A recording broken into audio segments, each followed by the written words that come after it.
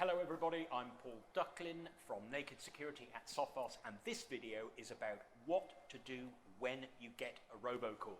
So let's start at the beginning. We probably all know what robocalls are. They're those unwanted calls from people we don't know, that we don't want to receive, where they're trying to sell us something we don't want, or worse, trying to get us to pay for something we don't even need.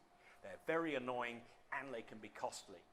Probably the best known example is when they call you up and say they're from Microsoft or they're from your network provider, there's a virus on your computer, you could get a fine, you could get thrown off the internet, bad things could happen. Pay them money and they will come into your computer and fix a problem that you simply don't have.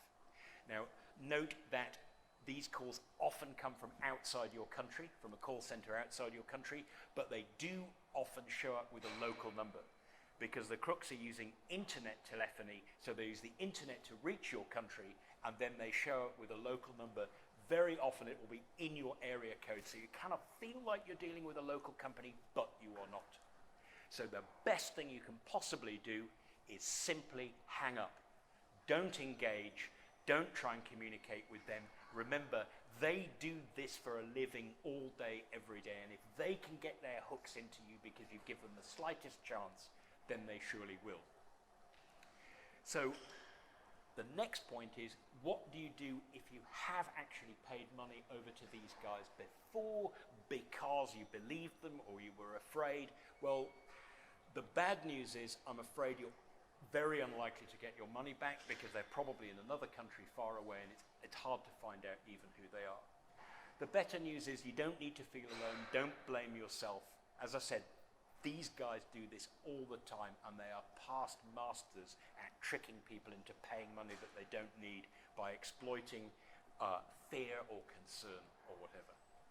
Of course, no matter how scammy one of these calls might sound, maybe you're concerned that there's a grain of truth here and you feel, oh, maybe I need to contact the network company, for example.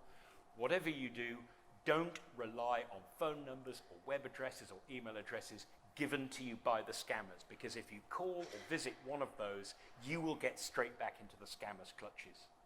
Go to something like a bill that you've already received from your network company. On there you should find a phone number, an email address, a web address. So if you want to check up on the truth of something, go to the true source. Never believe what the scammers have told you. And the last question everyone wants to know is, should I report these things when they happen?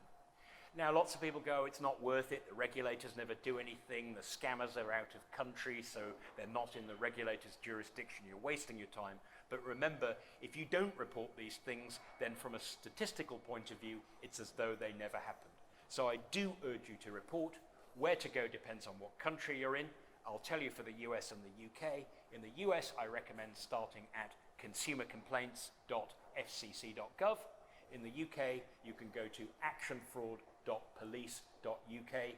If you tell them, then there is at least a chance that they might be able to do something about it. Hope you enjoyed this video, folks. If you did, please tell us in the comments below. Don't forget to subscribe to the Naked Security channel and click on the bell icon so that when there's new content, when we publish a new video, you'll be the first to know. Bye.